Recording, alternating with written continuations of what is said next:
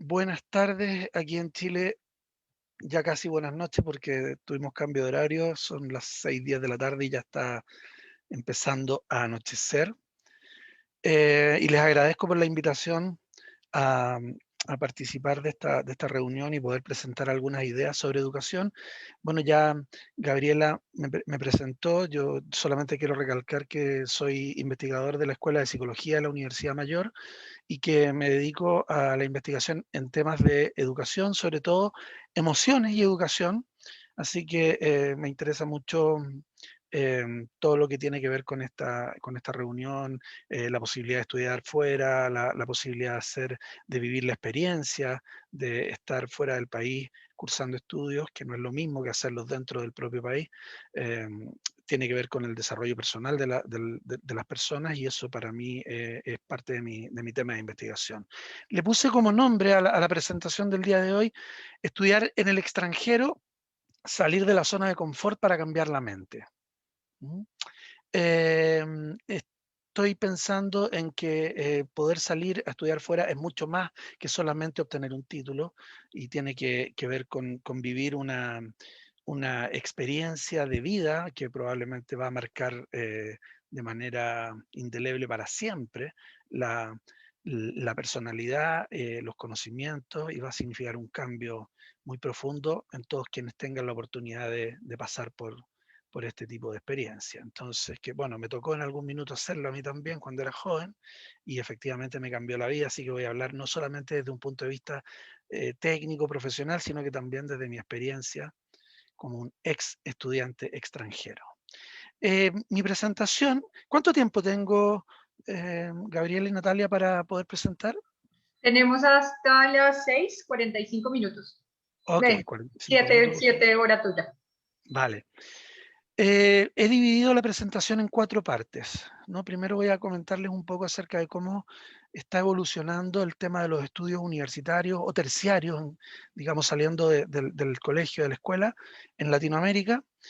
Luego quiero detenerme en reflexionar cuáles son los objetivos de estudiar.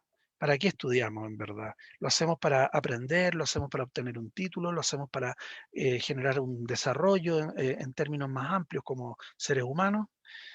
Luego, a partir de eso, quiero eh, pensar lo que implica realizar estudios en el extranjero. Yo puse aquí de posgrado, pero pueden ser también de pregrado, ¿no?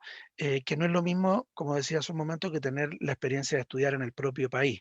Y quiero detenerme en eso, en la tercera parte de la presentación, entendiéndolo como una aventura de desarrollo, que puede ser incluso una aventura de desarrollo espiritual, no solamente afectiva, no solamente cognitiva, sino que también en una dimensión un poco más profunda de los seres humanos. Y finalmente, bueno, algunas breves reflexiones de por qué Canadá puede ser un lugar interesante donde vivir una experiencia como esta. Entonces, sin más, voy a avanzar hacia el primer punto de mi presentación. Eh, Evolución de la educación terciaria en Latinoamérica. El tema de los estudios viene siendo para este continente en particular algo cada vez más importante, ¿no? Hemos pasado de una mirada, de una concepción de estudiar en la universidad como parte de una herencia para una élite, tal cual lo concibió durante el siglo pasado Pierre Bourdieu para las universidades francesas, que en una primera etapa de desarrollo estaban destinadas a un grupo muy selecto que vivían la experiencia de cursar estudios universitarios como una experiencia de heredar un conocimiento, heredar unos hábitos, heredar unas prácticas y también un lugar de poder en la sociedad destinado para un grupito muy pequeño de gente, de élite, ¿no es cierto? Hemos pasado de eso en Latinoamérica, o estamos transitando más bien en Latinoamérica, hacia una mirada de la educación como algo mucho más masivo, algo parecido a la idea del hombre que se construye a sí mismo, ¿no es cierto? Y que por lo tanto requiere para ese proceso de construcción de pasar por la universidad, porque casi que podríamos decir que el no poder hacerlo viene siendo en algunos países de Latinoamérica ya casi un motivo de pudor, de vergüenza, ¿no? Lamentablemente. Entonces, todo se está moviendo en nuestros países latinoamericanos, ¿no? Estamos entrando en una fase de educación más masiva. De hecho, si miramos los gráficos, Aquí hay un estudio hasta el año 2010 y vemos que pasamos en los años 70 de 1.600.000 personas estudiando en todo el continente latinoamericano en el ámbito universitario, o sea, educación terciaria, a tener actualmente, no actualmente, esto es año 2010, alrededor de 16 millones de personas cursando estudios universitarios, ¿no? O sea, hay un crecimiento gigantesco, vemos que la curva se eleva muy rápidamente, sobre todo desde los años eh, 2000 en adelante, ¿no? Entonces vemos que está pasando algo similar a lo que ocurrió en Europa y en Estados Unidos y en otros países con mayores grados de desarrollo con anterioridad, ¿no? Estamos viviendo un proceso de transformación eh, a partir de la masificación del acceso a la educación. Esto que ocurrió en Europa en los años 60 y en Asia en los 70, en América Latina está comenzando a ocurrir ahora con mucha fuerza y vamos a llegar al momento en el cual vamos a tener una cobertura prácticamente completa de educación universitaria, es decir, prácticamente todos los jóvenes van a tener como parte de sus opciones poder cursar estudios universitarios. Por supuesto, esto se da de manera distinta en los diferentes países, no es la misma situación la que vive, no sé, Argentina, respecto de la que se puede estar viviendo, por ejemplo, en Bolivia o en Brasil, etcétera. Vamos a hablar un poco acerca de eso. En términos generales, hay autores que se dedicaron a caracterizar las distintas etapas por las cuales los países pasan en la medida que van aumentando la cobertura de educación universitaria o educación superior, ¿no? Em, Hay un estudio que es clásico respecto de este tema, que es el de Martin Trow, el del año 1973, que si bien es un estudio muy antiguo, está plenamente vigente porque al día de hoy, por ejemplo, los estudios que realiza UNESCO sobre este tema están basados en la categorización que hizo Martin Trow el año 1973. Fue de alguna manera una persona que se adelantó bastante a su tiempo a visualizar cómo iba a ser la evolución de la cobertura de la educación universitaria en los países.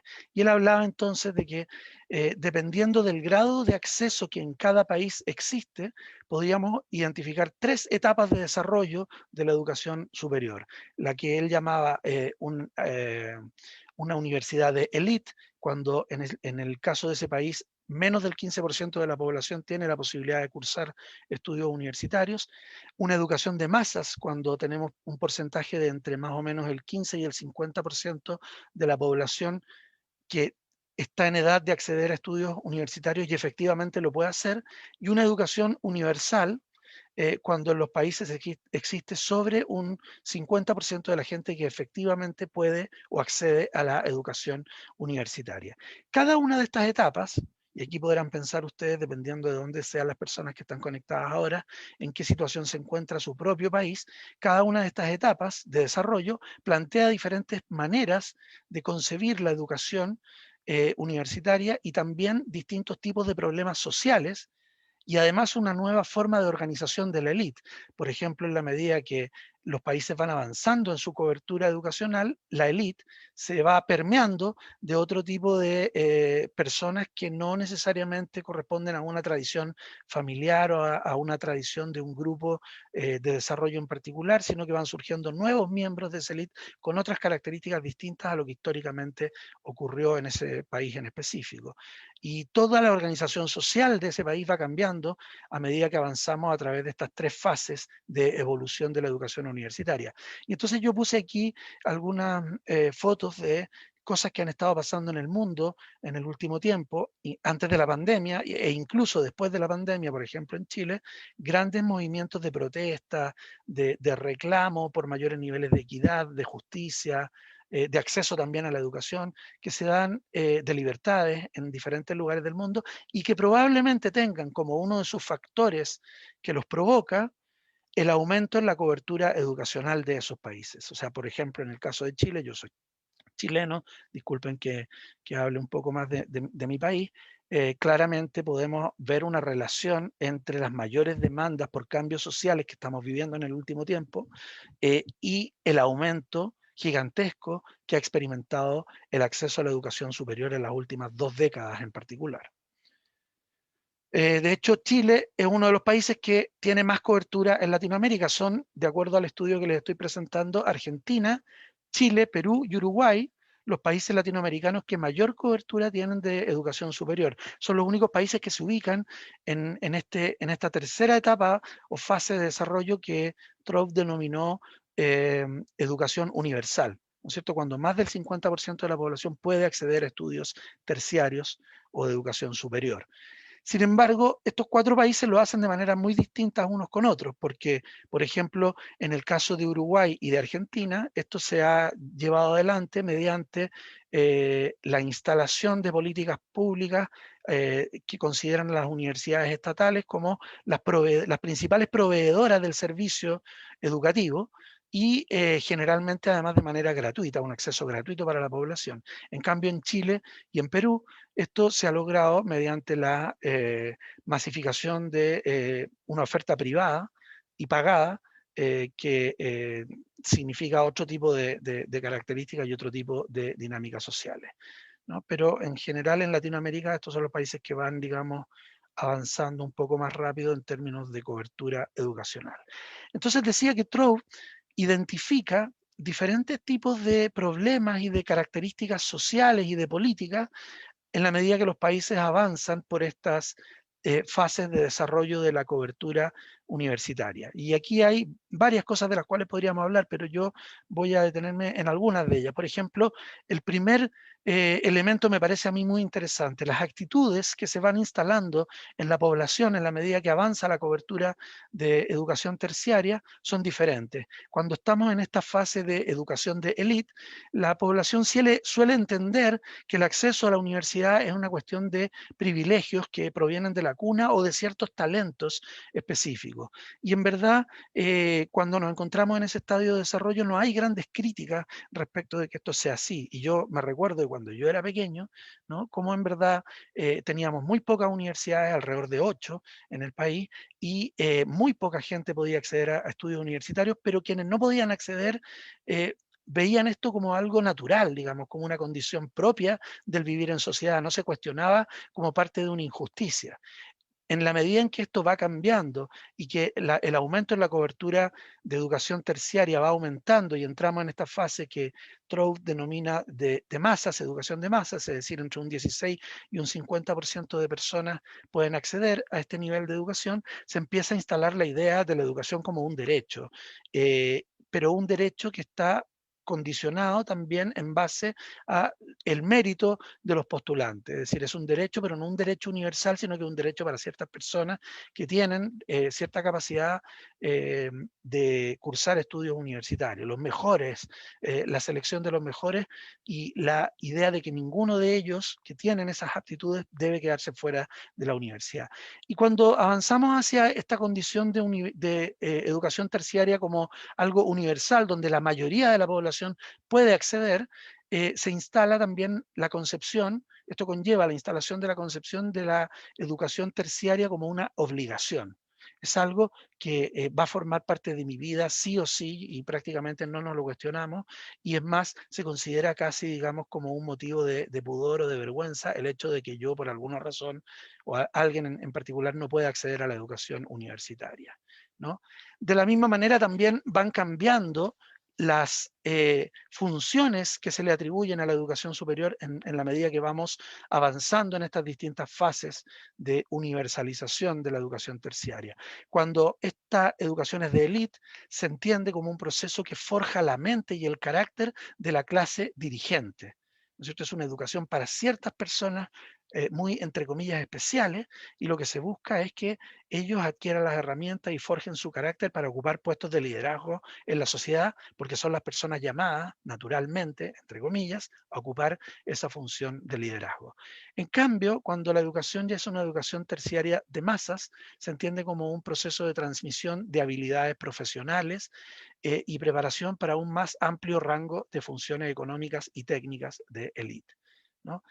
Y cuando avanzamos hacia el nivel de la universalización de la educación, se entiende que este es un proceso de adaptación de toda la población a los rápidos cambios sociales y tecnológicos. Es decir, desde la política pública se comienza a entender que es necesario que toda la población pueda acceder a educación universitaria, porque si no el país se va a quedar detrás, no va a tener, no me gusta mucho el término, pero digámoslo así, los recursos humanos suficientemente preparados para enfrentar los nuevos desafíos que el mundo le propone a un país en particular. Entonces vemos que van cambiando las actitudes de la población y también las maneras de entender las funciones de la educación.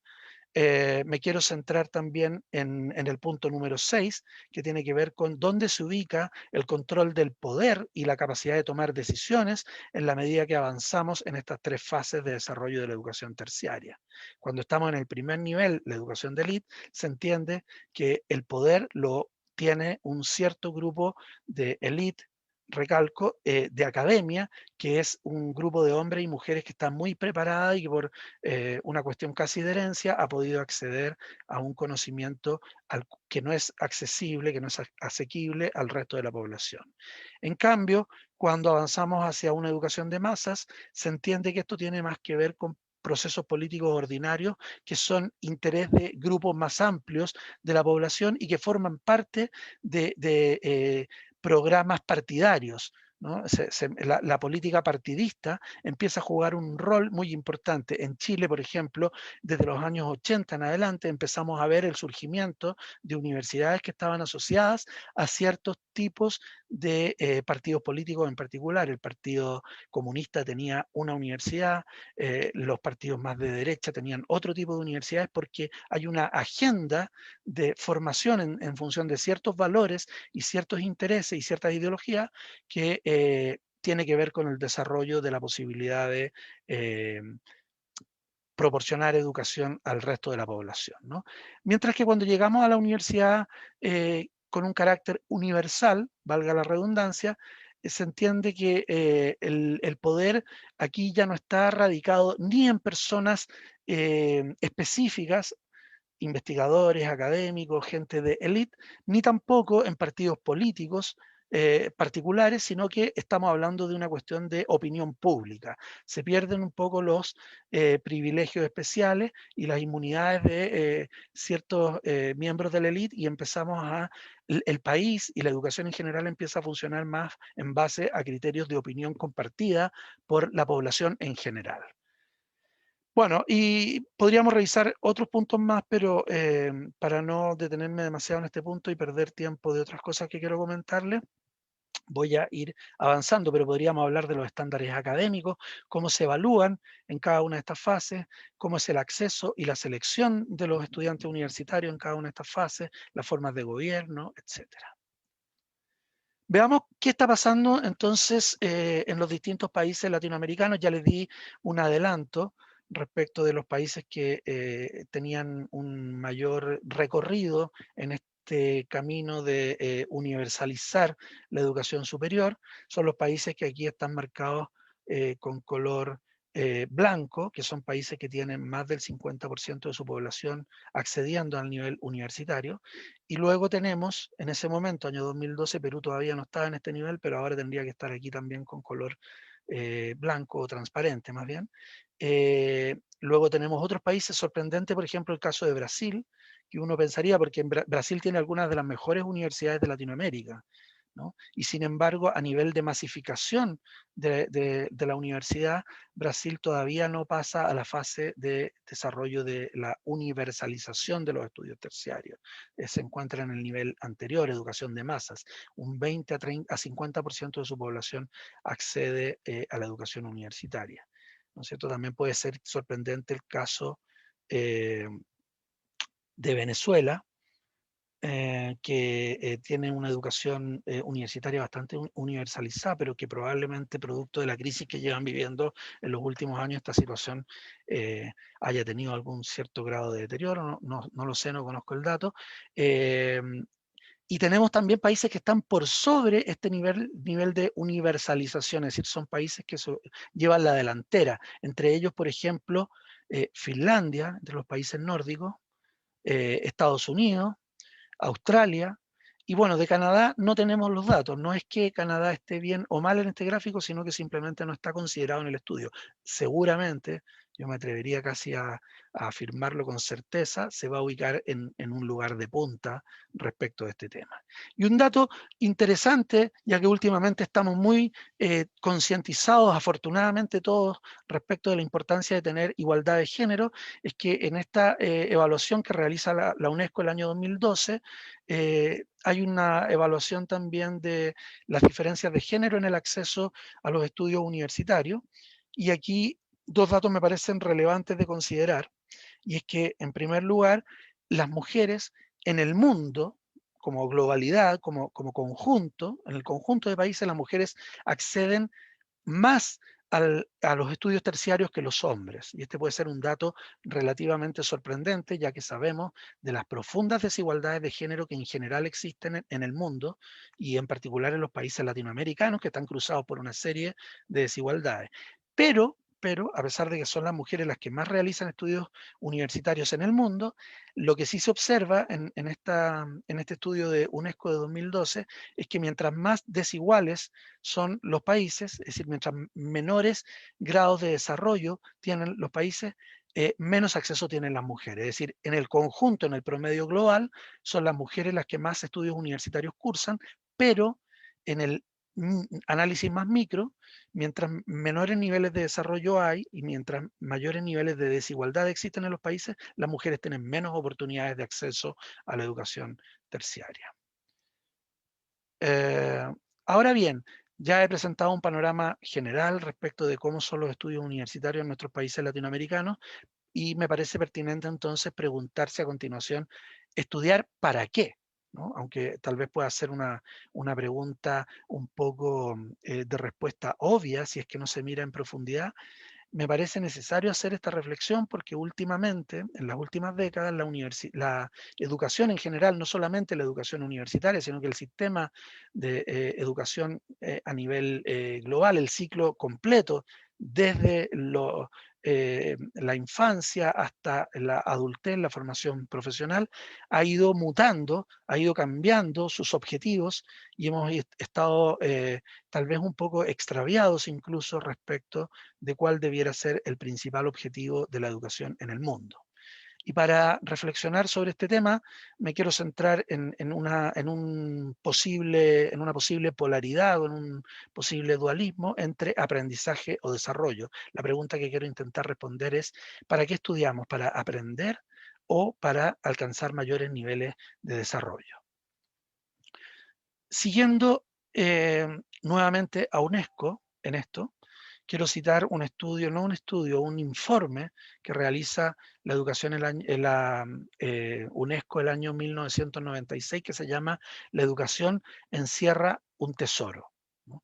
Eh, UNESCO reunió a grandes expertos del mundo en ese momento a dialogar y conversar acerca de cuál debía ser el gran objetivo, cuál debiera ser el norte de la educación a nivel mundial.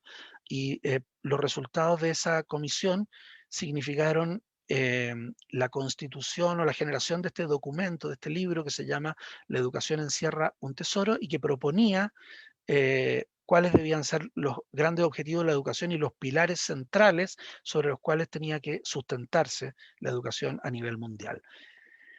Y extraje de ahí la siguiente cita porque me parece que es muy significativa para analizar un poco lo que está ocurriendo en la educación en el mundo en las últimas décadas, pero tal vez sobre todo en los países latinoamericanos.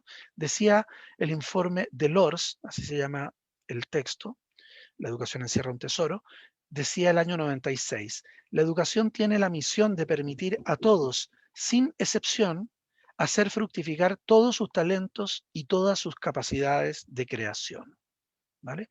Esta frase es muy importante porque nos está señalando que en verdad la educación no tiene como principal objetivo el generar aprendizajes. ¿Vale?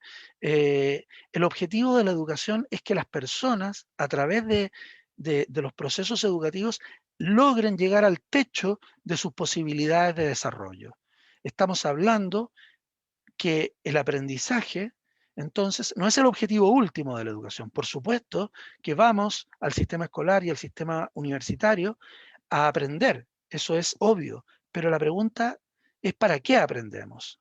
y según la UNESCO aprendemos para alcanzar nuestras máximas posibilidades de desarrollo. El objetivo último no es el aprendizaje, sino que, por el contrario, siguiendo en esto a autores como Piaget o Vygotsky, dos de los más grandes clásicos de la psicología educacional, el aprendizaje debe ser entendido como una herramienta para el desarrollo y no el objetivo último de la educación. Es decir, debemos pensar sistemas educativos que sean capaces de traducir todos esos talentos que están allí presentes en nuestras aulas escolares, universitarias, técnico-profesionales, todos esos niños, niños, niñas y jóvenes que están acudiendo a los procesos formativos y que en potencia podrían llegar a ser un gran genio o genia, no sé si se dice así, de las matemáticas, o un gran deportista o una gran deportista, o un gran artista o una gran artista, y que por el momento solamente tienen aquello como una potencialidad. La educación debiera proveerles del escenario, las herramientas, los conocimientos y la ejercitación necesaria para que aquello se transforme en una realidad. Dicho en palabras de Abraham Maslow, el psicólogo clásico de la psicología humanista, actualizar nuestras potencialidades, llegar al tope de nuestras posibilidades, que nadie se quede a medio camino y desarrolle al máximo aquello que es parte, digámoslo así, de su semilla, de su potencial. Y decía UNESCO el año 1996 que esta finalidad es la más importante de todas, ¿no? Y entonces esto es muy importante recalcarlo porque en las décadas siguientes parece que nos perdimos un poco y empezamos a mirar la educación como un asunto más bien técnico, más bien un asunto estandarizado que debe operar igual para todo el mundo y que debe ser medible en términos cuantitativos y que debe cumplir, como digo, con ciertos estándares de la misma forma para toda la población. Y la UNESCO dice, eso no es así. La finalidad del desarrollo es la más importante de todas. Y dice el año 96 UNESCO, su realización larga y difícil será una contribución esencial a la búsqueda de un mundo más vivible y más justo. Es decir, el año 96 la Comisión de Lourdes ya se percataba de que estábamos impulsando un giro en una dirección que no era la más adecuada y que tenía que ver más bien con tecnificar y estandarizar la educación, algo que en verdad deja de lado este objetivo principal del desarrollo a través de la educación. La Comisión desea recalcarlo enfáticamente, decía, en un momento en que ciertas mentes se ven embargadas por la duda respecto de las posibilidades que ofrece la educación, como efectivamente nos ocurrió, creo yo, lamentablemente. Entonces, si el objetivo de la educación es el desarrollo, vale la pena preguntarse, bueno, pero ¿de qué estamos hablando cuando decimos desarrollo, ¿no? Y cuando hablamos de desarrollo, estamos hablando de un proceso de cambio cualitativo.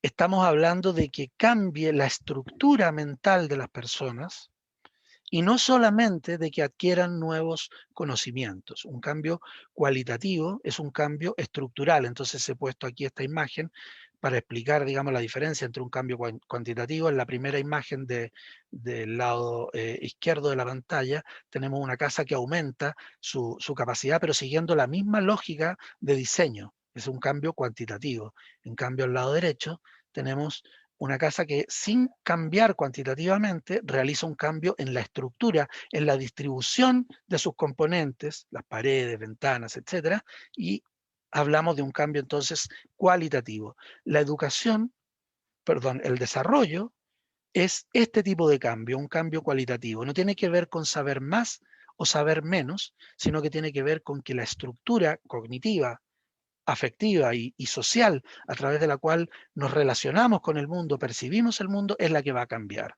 Es decir, después de un proceso de formación, además de que tenemos conocimiento porque hemos aprendido, lo más importante que ocurre o que debiera ocurrir es que hemos cambiado estructuralmente porque ya no vemos el mundo a partir de los mismos lentes, porque nuestra estructura se modificó y esta es una modificación cualitativa y eso es lo más importante, ¿no? Los conocimientos también son relevantes, por supuesto, pero ya sabemos cómo van cambiando de rápido los conocimientos en el mundo y ya sabemos también la disponibilidad que tenemos actualmente de tener información de manera muy rápida, instantánea, casi a través de Internet. Por lo tanto, se hace cada vez más relevante que lo que se modifique a partir de los procesos formativos sea nuestra estructura mental, nuestra forma de percibir y de concebir el mundo. Lamentablemente, como les decía, y como ya pronosticaba UNESCO en el año 1996, esto no necesariamente está tan claro en todos los países y me parece, aunque esto es simplemente una suposición, en nuestros países latinoamericanos que vamos un poquito más atrás en este tipo de temáticas, tal vez la situación sea un poco más grave porque hemos dado un giro hacia una educación que si bien se ha masificado, ya no es de élite, afortunadamente, y qué bueno que así sea, se ha ido centrando cada vez en el aprendizaje como algo estandarizado y medible cuantitativamente y no tanto en los procesos de desarrollo. Se ha centrado además sobre todo en los procesos de socialización y no tanto en generar personas críticas que puedan aportar al cambio social, ¿no? Y que ha entendido la enseñanza y el aprendizaje como procesos cognitivos en un sentido estrecho, dejando de lado la dimensión más humana o emocional de los procesos de enseñanza-aprendizaje. Y esto, bueno, daría para que tuviésemos una conversación muy profunda específicamente sobre ese tema. De hecho, la misma UNESCO ha tenido un giro al respecto. Y fíjense que un documento del año 2011, específicamente sobre educación superior, es un documento, perdón, del año 2009, pero que comenta un autor brasilero en un paper del año 2011, muestra esta mutación que ha tenido la UNESCO. Y la UNESCO que nos hablaba el año 96 de la educación como un proceso de desarrollo, empieza a hablar ya ahora en términos más economicistas sobre la calidad de la educación superior, sobre la gestión de la calidad, sobre el aseguramiento de la calidad, las pautas de evaluación, una promoción de una cultura de calidad en el seno de las instituciones, y ha perdido un poco también la misma UNESCO la mirada más profunda respecto de la educación como un motor para el desarrollo de las personas. Bien, entonces, bueno, hemos ido avanzando a lo largo de esta presentación en ver primero un panorama general de la educación en nuestros países latinoamericanos.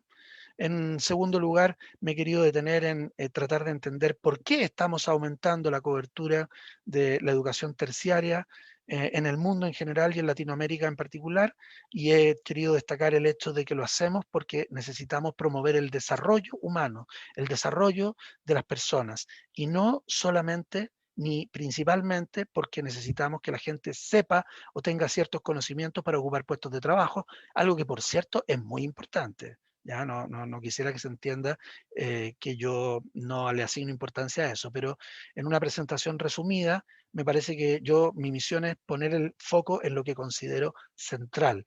Y lo central no es el aprendizaje visto desde un punto de vista técnico, sino que más bien el desarrollo humano.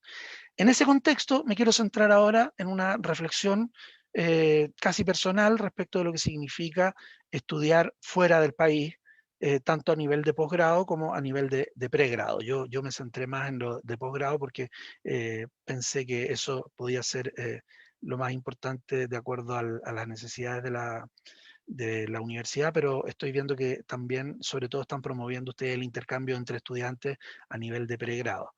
Pero eso no es lo relevante. Lo importante es que el hecho de poder estudiar y salir de la zona de confort, del lugar donde yo me he desarrollado, he dado mis primeros pasos y he adquirido mis patrones culturales, mi manera de ver el mundo, me he puesto unos ciertos lentes para entender la realidad. Cuando salimos de ahí y nos vemos inmersos en una realidad distinta, esa experiencia puede ser muy transformadora, incluso a un nivel, como digo, casi espiritual. Por eso le puse la aventura de desarrollo, ¿no? Y para hablar de esto, me tomo de lo que algunos llaman el mito del héroe, ¿no? En un libro de psicología humanista y transpersonal, Joseph Campbell, un eh, ex psicoanalista, habla de lo que él denomina el viaje o el mito del héroe como un patrón de desarrollo universal presente en todas las culturas y por lo tanto en todas las personas, como parte de su desarrollo individual está siempre la tendencia a pasar por este trance, por este proceso de cambio, de modificación que Joseph Campbell llama el viaje del héroe,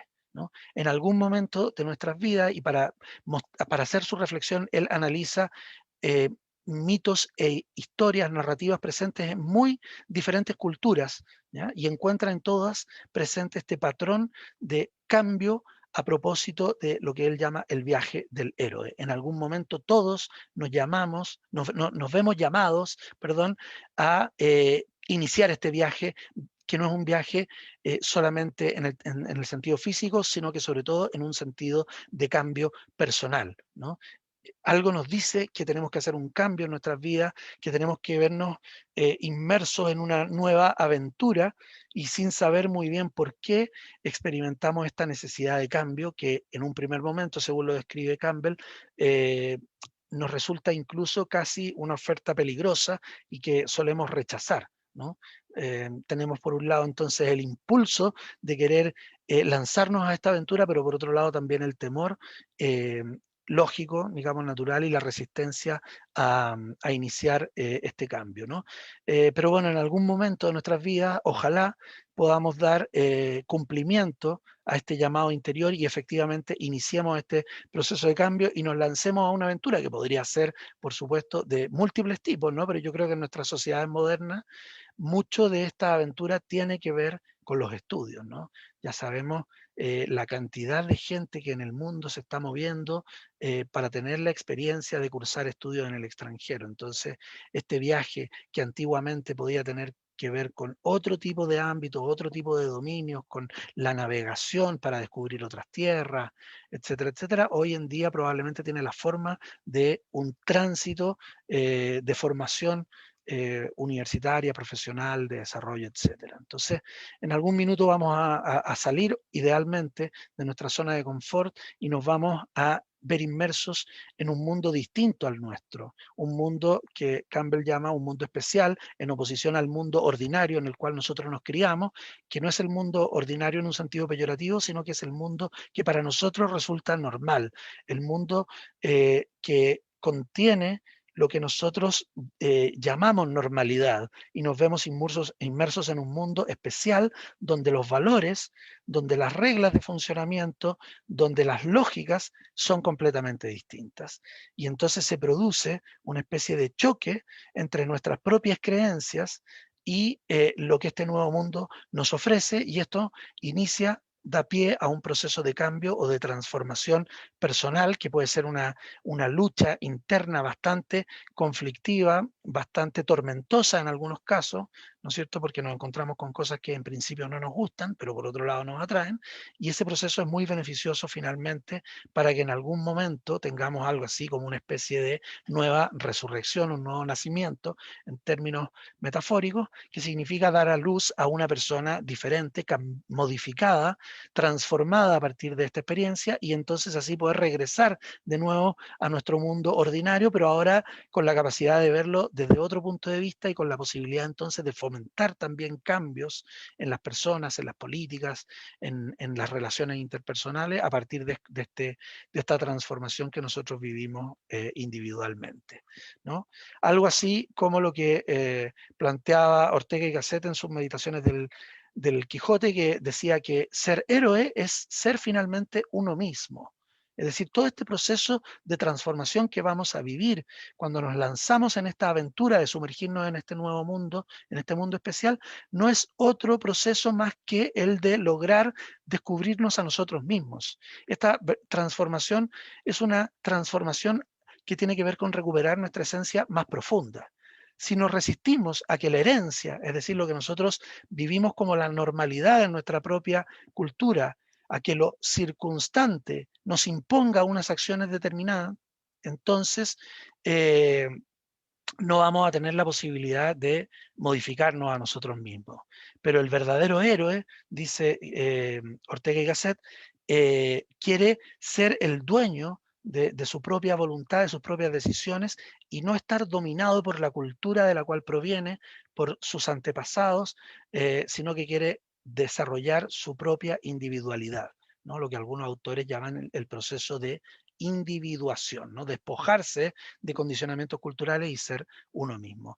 El paso por esta experiencia de transformación nos va a ayudar a tomar conciencia de quiénes nosotros somos verdaderamente. En psicología, algunos llaman a esto entrar en procesos de conflicto cognitivo. ¿no? Cuando la realidad choca con nuestras creencias, porque nos vemos en un mundo que tiene otros patrones de funcionamiento completamente diferentes a los nuestros, eso resulta tortuoso, resulta una experiencia que nos lleva necesariamente a generar cambios porque no podemos vivir con nuestras creencias cuando éstas chocan con la realidad, ¿no? Entonces, esto nos hace mirarnos a nosotros mismos, nos hace elevar la autoconciencia, generar un proceso de reflexión, o sea, de mirarnos, ir hacia adentro y modificar nuestras concepciones, ¿no es cierto? Y entender que nuestras concepciones son solo un mapa, no son la realidad. Lo que yo creía que era normal en mi propia cultura es solamente una manera de ver las cosas. Y poder haber salido a una cultura distinta me ha permitido tomar conciencia de que esto era un mapa, ¿no? Y no la realidad. Entonces, este proceso de cambio, que no es exclusivamente cognitivo, sino que también es emocional, porque implica una perturbación en nuestros afectos, va a significar un progreso en nuestro desarrollo humano, a propósito de haber salido de esta zona de confort, como yo he estado denominando a esta presentación, ¿no es cierto? Salir de la zona de confort para desarrollarnos, para crecer. Finalmente, para ir terminando, este era el punto 4, ¿dónde vivir esta aventura? ¿No es cierto? Hay muchos lugares en el mundo que pueden ser muy interesantes. En verdad, yo creo que todos los lugares del mundo son interesantes. Pero a mí me parece que ya que tenemos una sola vida, ¿no? Bueno, eso creo yo al menos, y vamos a poder hacer esto tal vez una sola vez en nuestra vida humana, no sé si habrá otra tampoco, sería bueno tomar la decisión correcta de dónde vivir esta experiencia, ¿no? Y yo creo que una buena manera de elegir puede ser acudir a los niveles de desarrollo humano que existe en cada país. Y aquí sí tenemos el mapa del Programa de las Naciones Unidas para el Desarrollo con los grados o los índices de desarrollo humano que existen en el mundo. Aquí están en el color verde más oscuro los países que tienen el índice de desarrollo humano más alto, ¿vale? Por ejemplo, Estados Unidos y Canadá, por cierto, ¿no es cierto? Por ejemplo, los países nórdicos, Noruega, Finlandia, Dinamarca, por ejemplo, Australia, etcétera, ¿no? Y en los colores más tenues, los países que tienen los grados de desarrollo humano más, menos elevados, digámoslo así, ¿no? Y que, por lo tanto, requieren de que una parte importante de su población pueda vivir esta aventura de cambio para después regresar, como decía, y poder compartir e impulsar nuevas transformaciones que aceleren los procesos de modificación de la cultura de origen. Entonces, bueno, dentro de este mapa, por cierto, me parece que Canadá es un lugar de, digámoslo así, de prioridad, si no número uno, por lo menos en el top 5 de los países que a mí me parece que pueden ofrecer las mejores oportunidades de desarrollo humano. No en vano, no por casualidad, cuando Obama estuvo en el Parlamento canadiense, profirió su frase, se escucha, ¿no?